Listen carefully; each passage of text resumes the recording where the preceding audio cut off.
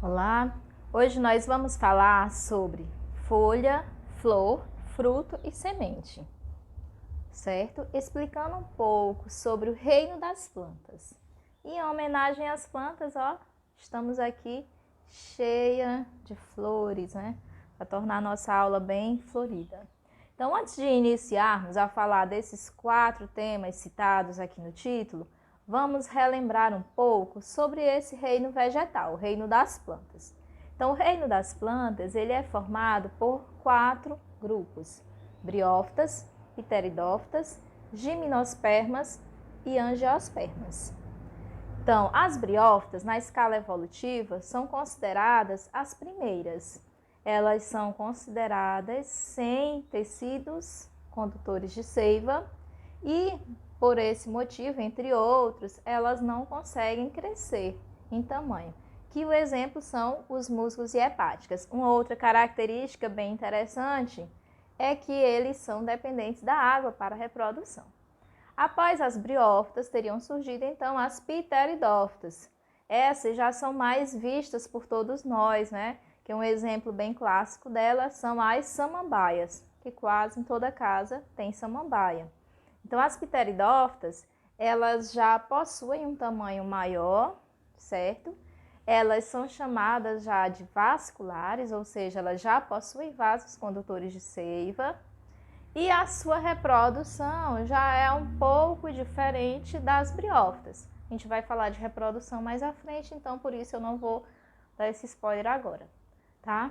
E as gimnospermas e angiospermas? As gimnospermas são aquelas chamadas sementes nuas, porque gimno significa nu e esperma sementes, ou seja, são plantas que possuem semente, mas não possuem fruto, tá?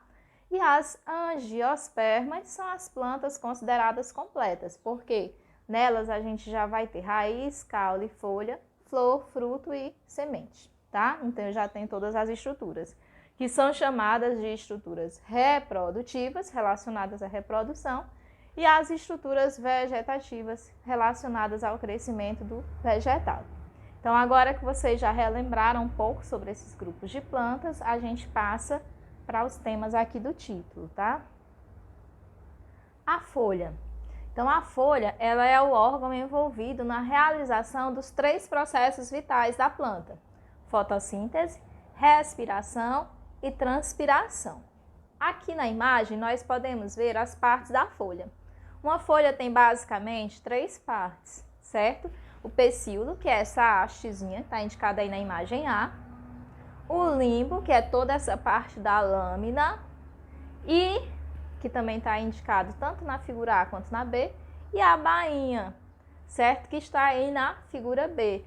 A gente consegue visualizar bem essa bainha, por exemplo, no pé de milho, que é aquele encontro da folha com o caule, tá? Então, aí nós temos 2 situações. Uma folha que tem limbo e pecíolo e outra folha que tem limbo e bainha, para que vocês possam estar visualizando essas diferenças, tá bem? Então, mas é uma estrutura extremamente importante. Nessa folha vão estar os estômatos e as nervuras, como a gente pode visualizar aqui nessa outra tela, tá? Então, o limbo, que é essa parte achatada, essa parte maior da folha, é onde estão exatamente localizados os estômatos, que são as estruturas que permitem algumas trocas entre o ambiente e a planta. Também há aí as nervuras, certo? Nós temos 2 exemplos de folhas com 2 tipos de nervuras aí. A figura A, que parece aí a folha do milho, ela é o que? É uma nervura paralelinérvia, ou seja, são nervuras uma ao lado da outra, paralelas. Já a imagem B pode ser uma folha do limoeiro, da mangueira, de qualquer outra dessas, certo? Onde as nervuras são reticuladas. Como assim? A gente tem uma nervura principal aí no meio e depois temos nervuras secundárias que partem dela. E qual a importância das nervuras? Tanto faz que elas sejam paralelinérvias ou reticuladas, elas têm a importância de conduzir água, sais minerais e o alimento, que é tudo lá produzido na fotossíntese, tá bom? Então, eu preciso dessas nervuras. Essas folhas, elas podem ser simples, como é a primeira imagem, certo? Ou composta, quando eu tenho vários folíolos, que é cada pedacinho aí dessa figura B, formando apenas uma folha. Então, elas têm essa diferenciação. Ela pode ser simples, ou única, ou composta, quando eu tenho várias pequenininhas que são chamadas de folíolos. E as folhas, elas também podem ser modificadas. Não só essas folhas que a gente conhece tradicionalmente, como eu dei o exemplo do limoeiro, da folha do milho, entre outras.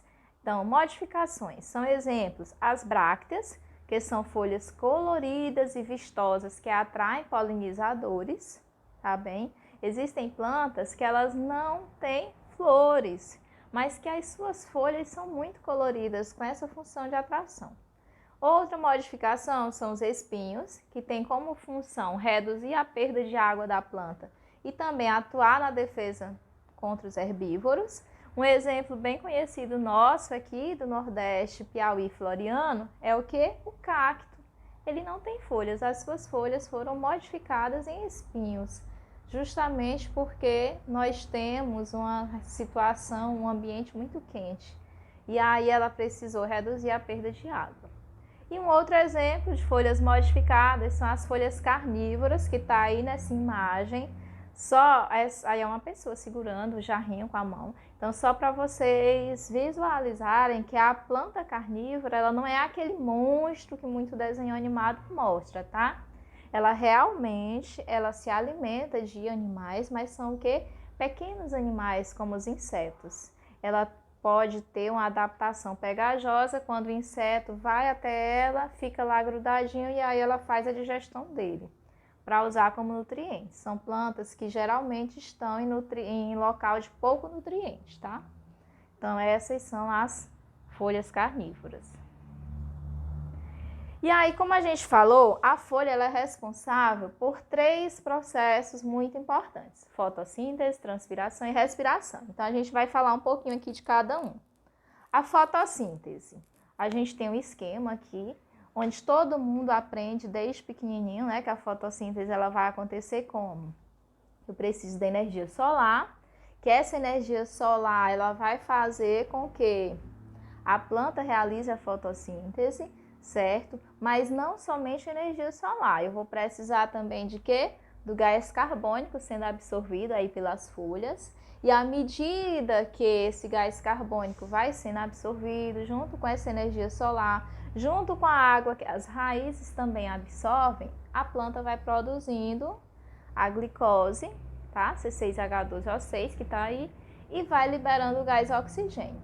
Observem esses 2 termos aí em cima, seiva orgânica e seiva elaborada. Então, essa água que vai sendo absorvida, a gente vai dizer o quê? Que ela vai ser a seiva orgânica, ou seja, ela ainda não foi transformada, tá? Então, quando a transformação lá nas folhas, o processo de fotossíntese propriamente dito, a gente diz que eu tenho então a seiva elaborada, que são os nutrientes da planta, tá bom?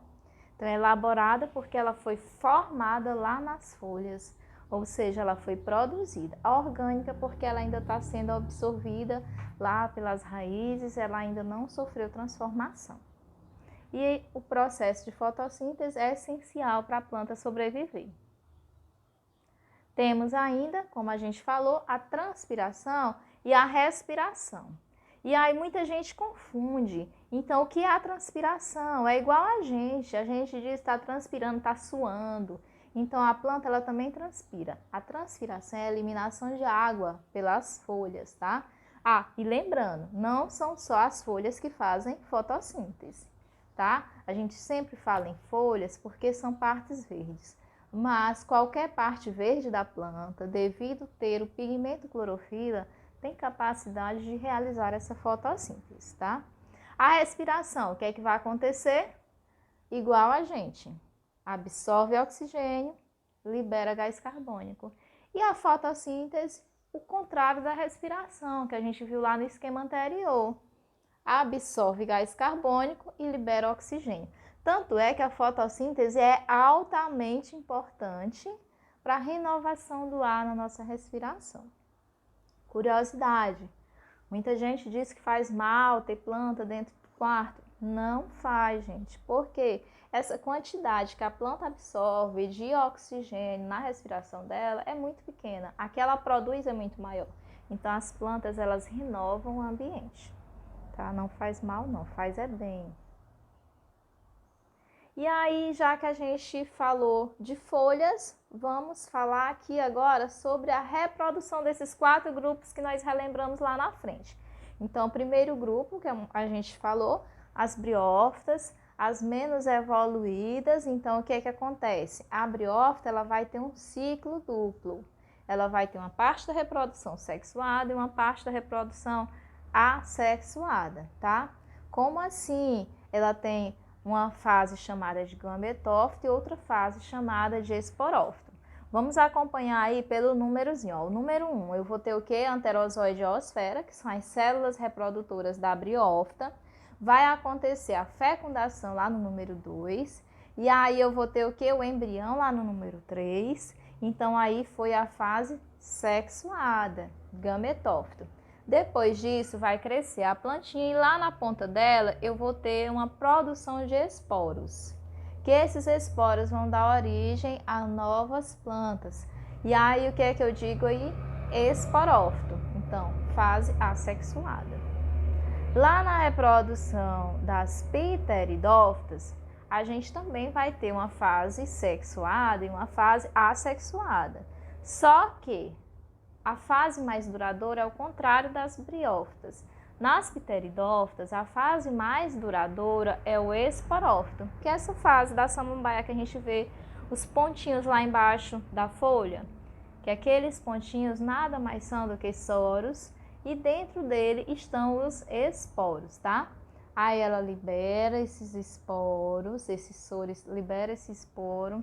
Esse esporo origina uma plantinha em forma de coração, que está aí no número 3, que a gente chama de prótalo. E aí vai haver uma germinação, certo? Professora, e aí onde foi que aconteceu a fecundação? Olha que legal. A fecundação vai acontecer justamente nessa folhinha, lá no prótalo. Porque a partir do momento que a gente vai molhando, aí a célula reprodutora masculina vai nadando e encontra com a feminina e ocorre a formação do embrião, tá? É uma fase menor, nesse caso aqui das pteridófitas. O gametófito é menor e o esporófito é maior. Nas briófitas é o contrário. Primeiro que ela vai ter mais tempo de vida vai ser no gametófito e menos tempo no esporófito. E as gimnospermas. As gimnospermas já são plantas mais evoluídas, certo? Já tem sementes. E então a reprodução delas, a gente vê aqui pela imagem, o que é que acontece? Vai ser também mais simplificada. Então a gente vai ter aí os estróbilos, masculino e feminino. Muita gente, por sinal, confunde com frutos, mas não são. Então, o pinheiro, por exemplo, que é uma gimnosperma aqui representada, ela não tem fruto, ela tem estróbilos. E aí vai haver a liberação da semente, que vai formar um embrião, que vai germinar, originando então uma nova planta. E as angiospermas, a gente visualiza bem, porque tem em todo lugar, né? Aqui, por exemplo, ele colocou na imagem do livro o caso da goiabeira. Então, a gente vai ter um polinizador. Esse polinizador, pólen, vai recolher pólen, vai levar até uma planta feminina, que a gente vai já ver essas partes da flor. E aí vai acontecer a fecundação, vai acontecer a formação do fruto. Nesse fruto teremos sementes e essas sementes vão dar origem a uma nova planta. E a gente vai ver isso agora, quando a gente falar aqui das flores. Então, as flores, elas são estruturas reprodutoras. E elas possuem aí duas partes. Observem nessa imagem A. O androceu, que é o sistema masculino da flor, e o gineceu, que é o sistema feminino da flor. Existem casos em que a flor vai ter os dois, e aí eu digo que ela é Monóica, porque ela tem os dois ao mesmo tempo. Existem casos em que eu tenho a flor macho e a flor fêmea. Aí eu digo que ela é dioica. Um exemplo bem conhecido nosso é o mamão. Quem tem o pé de mamão macho em casa sabe que ele não tem fruto. Por mais eu não posso sair destruindo todos os mamão macho.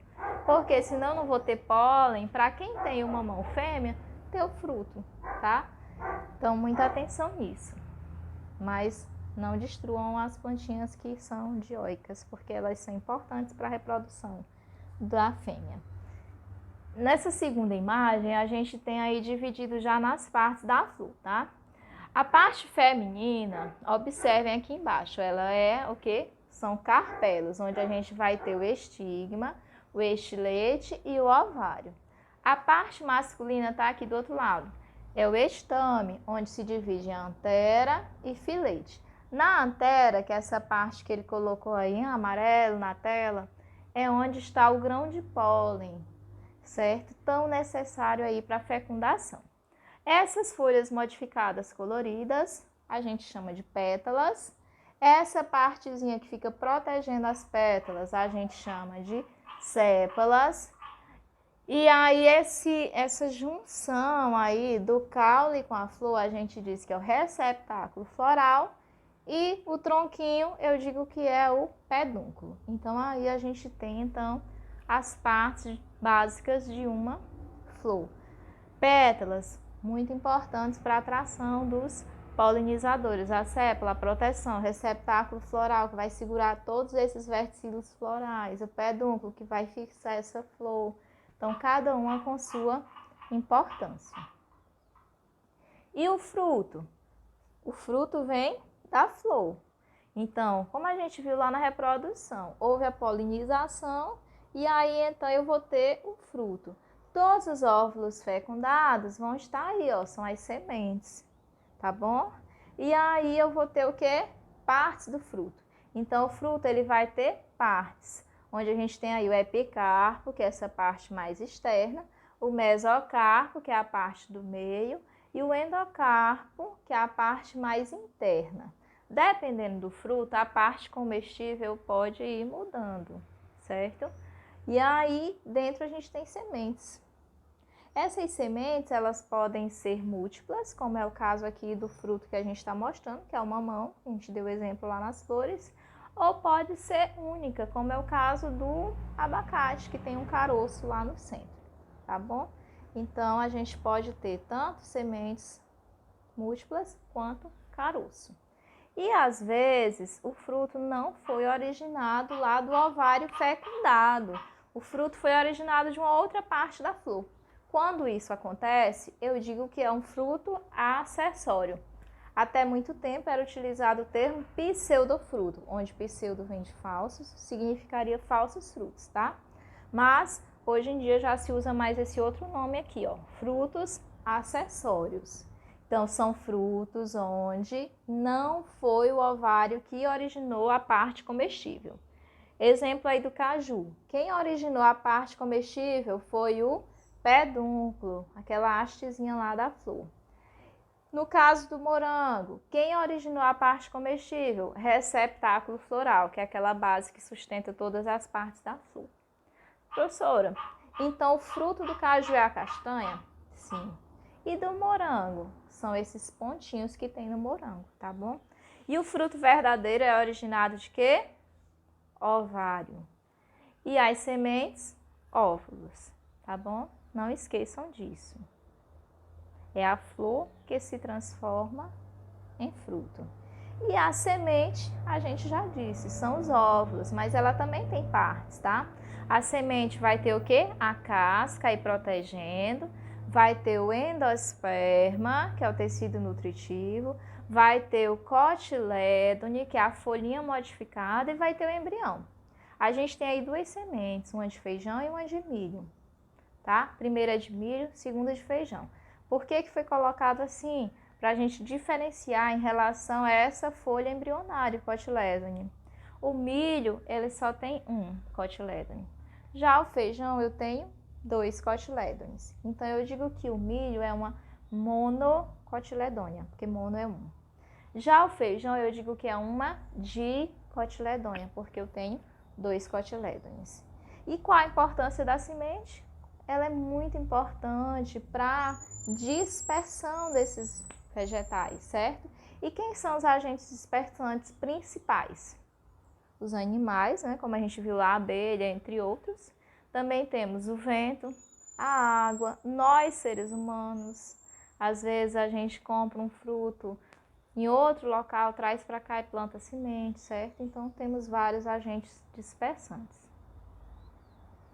E essa semente, após ser dispersada, ela tende a germinar. Como é que ela vai germinar? Se ela tiver condições suficientes de água, certo? E de temperatura. No início, ela não vai precisar de nutrientes, porque ela tem o tecido embrionário lá para alimentá-la, tá bom? Por isso que quando você coloca o grãozinho de feijão lá no algodão, aquela experiênciazinha que todo mundo faz quando é bem pequeno, ele consegue germinar. Por quê? Porque ele está absorvendo os nutrientes lá de dentro da própria semente. Agora, à medida que ele vai crescendo, aí sim eu preciso ter nutrientes no solo para facilitar o desenvolvimento dessa planta, ou então ela não consegue se desenvolver, tá? Aí ele está demonstrando, ó, o que acontece? A casca se rompe, surge a radícula, que é a raiz primitiva, vão surgindo as pequenas folhas, o cotilédone vai abrindo e aí depois vai se desenvolvendo raiz, caule, folha e assim sucessivamente. E aqui a gente encerra essa parte de plantas. Eu espero que tenha ficado tudo entendido e vamos estudar para fazer dar certo.